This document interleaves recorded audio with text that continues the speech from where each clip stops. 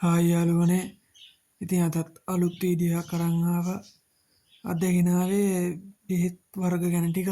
ඒ කියන්නේ මම කුකුළු පැටවුන්ට දෙන බෙහෙත් ගැන තමයි වීඩියෝ එක ගෙනාවේ. එන බිත්තර කටුවෙන් එළිය දාපු හැටියේ මාසෙකමාරක් විතර යනකම් මම දෙන බෙහෙත් පිළිවෙල තමයි අද මේ වීඩියෝ එකෙන් කතා කරන්නේ.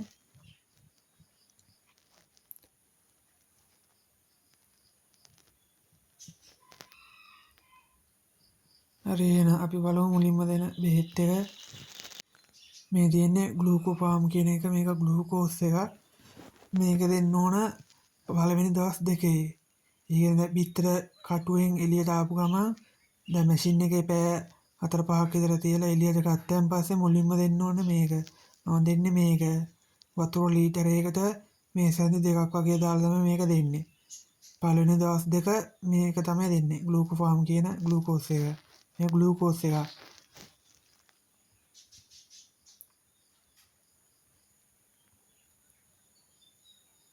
හරි ඉතින් ඊළඟට මම දෙන්නේ ගනාඩෙක්සිල් කියන බෙහෙත් එක. මේකත් දවස් දෙකක් යනකම්ම දෙනවා. මේක දෙද්දී අර පැටවුන්ට ලෙඩ එහෙම තියෙන ලෙඩ එන්න තියෙන අවදානමත් එහෙම අඩු වෙනවා. ඒ කියන්නේ මරණ අනුපාතය එහෙම ගොඩක් අඩු කරගන්න පුළුවන් මේක දෙනවන. මේක දෙන්නේ දවස් දෙකයි. වතුර ලීටරයකට මේ මිලිලීටර් භාගයක් වගේ දාලා තමයි දෙන්න ඕන.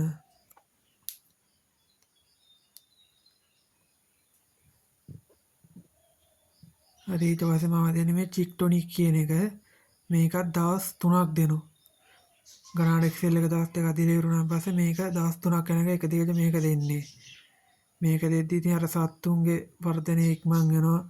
බර එහෙම වැඩි වෙනවා. සත්තුන්ගේ අර තව කන්න තියෙන රුචිය එහෙම වැඩි වෙනවා මේ බෙහෙත් එක දෙද්දී. මේක අනිවාර්යයෙන්ම දෙන්න ඕන බෙහෙත් එකක් චූටි පැටවුන්ට. මේකෙත් වතුර ලීටරයකට මිලිලීටර් එකක් වගේ දාලා තමයි දෙන්නේ. හරි ඊළඟට දෙන්න තියෙන සෙල්වර්ට් E කියන එක. මේක නම් අත්‍යවශ්‍යමත් නැහැ. ඒත් දෙනෝ නම් හොඳයි. මේක දෙන්න ඕන චික්ටොනික් එක දවස් 3ක් දෙන්න ඕනේ. දීලා දවස් 2ක් විතර සාමාන්‍ය වතුර දීලා තමයි මේක දෙන්නේ. මේක දවස් 2ක් විතර දෙන්න ඕන. ඒකත් වතුර ලීටරයකට මිලිලීටර් එකක් වෙන්න දාලා තමයි දෙන්නේ. හරි ඊළඟට තියෙන වර්මිසිල් කියන පණු බෙහෙත් එක. ඒක දෙන්න ඕන සත්තුන්ට මාසෙකමාරක් විතර උනාන් පස්සේ. මේක එකපාරක් දුන්නම ඇති. ඊට පස්සේ ආයේ චික්ටොනික් දවස් 3ක් විතර දෙනවා නම් හොඳයි. නැත්නම් තව හෙල්මසෝල් කියලා පණු බෙහෙත් එකක් තියෙනවා කොළ පාට පැකට් එකේ.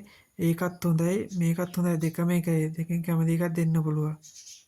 පණු බෙහෙත් නැති මාසෙකමාරෙන් දෙන්න ඕන.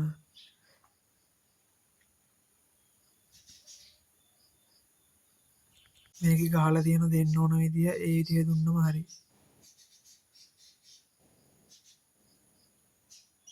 හරි ඉතින් ඔච්චරයි මම පොඩි කාලේ පැටවුන්ට දෙන්නේ.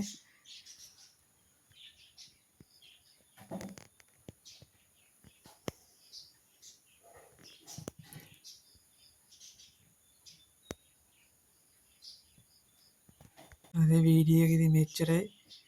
අද වීඩියෝ එකේදී කතා කරේ මම පොඩි පැටවුන්ට දෙන බෙහෙත් වර්ග ගැන, විටමින් වර්ග ගැන.